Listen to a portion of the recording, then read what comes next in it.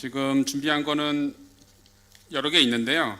다 생략하고 여러분들 지금 시간도 없고 하니까 한 두세 가지만 말씀드리고 마칠게요.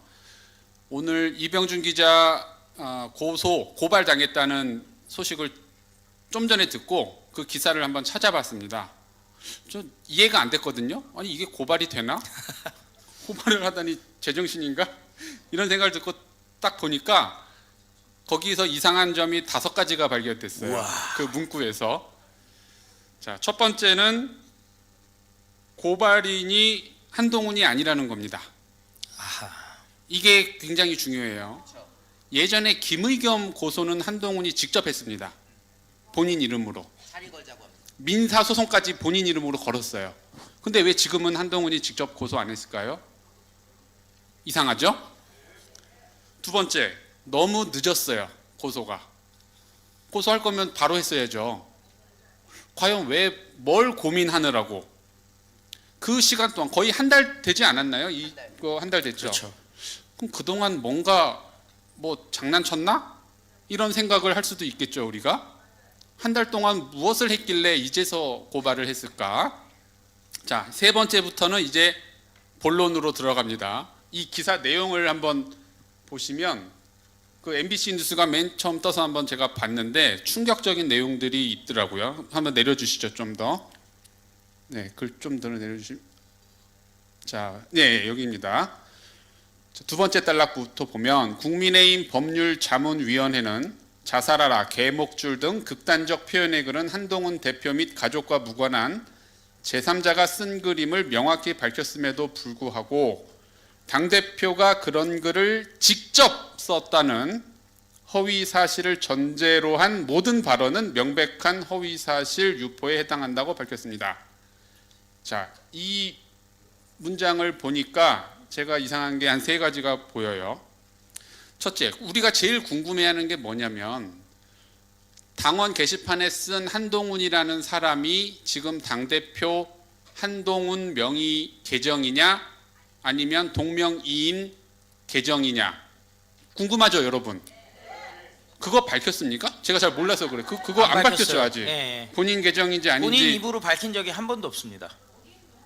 본인 입이 아니라 다른 당 입장에서도 그게 한동훈 계정인지 아닌지 밝힌 적이 제 기억에 없거든요.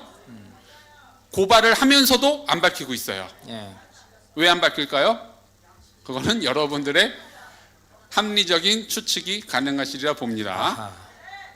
그 다음 진짜 중요한 얘기가 나와요. 아까 다시 띄워주세요. 당대표가 그런 글을 직접 썼다는 허위사실. 야, 직접 보이죠? 딱 직접이라고 딱 박아버렸네. 당대표가 그런 글을 직접 썼다는 허위사실. 이게 허위사실이라면 뭐예요? 당대표가 그런 글을 직접 쓰지 않았다라는 뜻입니다. 직접 쓰지는 않았다라는 게 지금 저 말의 의미예요. 그럼 돋네. 직접 쓰지 않았으면 어떻게 썼어요? 간접적으로 썼다? 누굴 시켜서 썼다? 이런 어떠한 함축적인 의미가 있다라고 법적 그리고 우리 국어만 할 줄 알아도 해석이 가능하죠. 그러네요. 직접 쓴 건 아니다. 오, 직접 쓴 건 아니다. 교묘한 말장난. 아주 교묘. 만약에 저 같으면 당당하다면은 나 안 썼어 이래야지. 나 그거 직접 안 썼어. 이상하죠. 이상하고요. 자, 그 다음에 그거에 대한 마침표를 찍는 내용이 하나 더 들어있어요. 저 문장 안에. 그 다음 문장 보세요. 그런 글을 직접 썼다는 허위 사실을 전제로 한 모든 발언은 또 허위 사실이다. 아, 이게 허위 사실이 몇 개 들어있다는 거예요, 여기? 직접 썼다는 게 허위 사실. 그리고 그걸 전제로 한 모든 발언은 명백한 허위 사실 유포다. 이게 어떤 뜻이냐면요.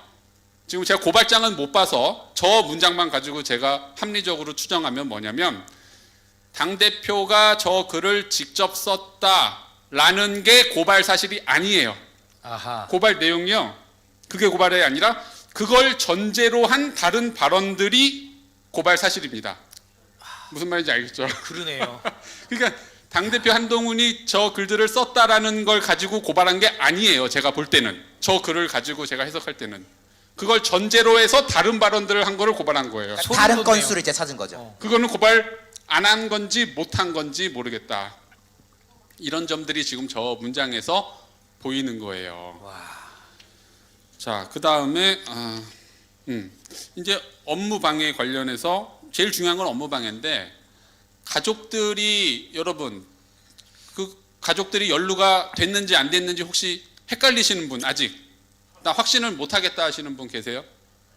여긴 안 계시네. 아무도 안 드셨어요. 근데 여기 안 계신 분들 중에 계신 분들이 있는데 뭐 저도 뭐 IP를 제가 확인 안 해봤으니까 모르죠.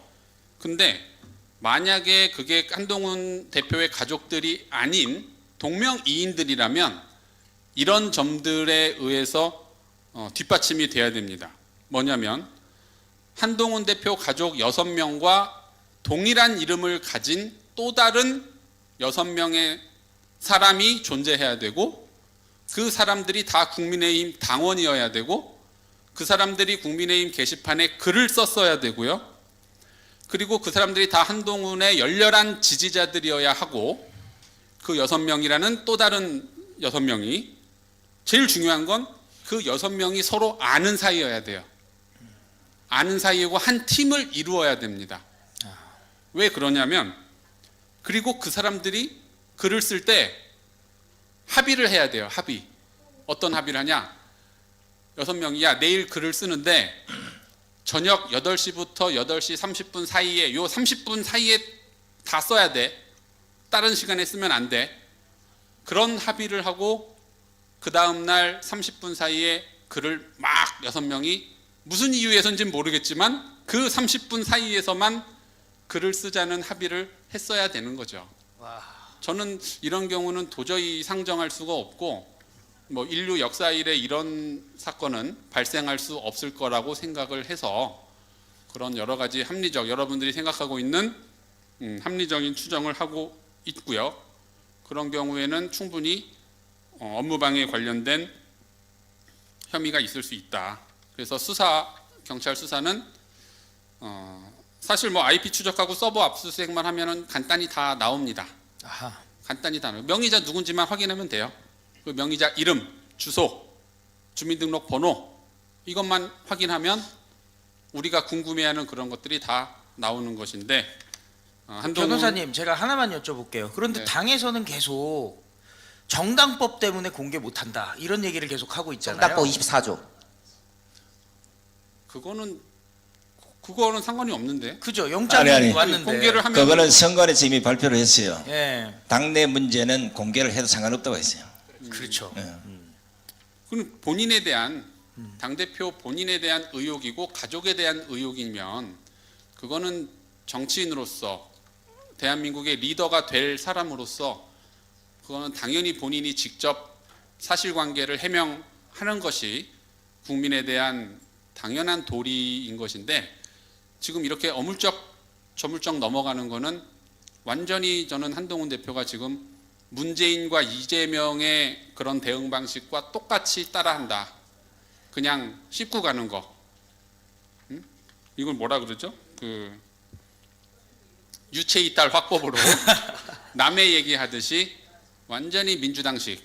그러니까 문재인을 뭐 존경한다. 뭐 그런 식으로 역시 한동훈답게 지금 넘어가고 있는 것 같은데 차라리 여기서 깨끗하게 사실관계 인정하고 자신이 잘못한 게 있다면 얘기를 하고 거기에 대한 정치적 도리적 책임을 지는 것이 오히려 저는 한동훈 대표가 나중에라도 뭔가 더 의미 있는 일을 할 수 있는 계기가 될 거라 생각하지 이런 식으로 비겁하게 넘어간다면은 도저히 점점점 나락으로밖에는 갈 수 없지 않나 이렇게 생각을 합니다.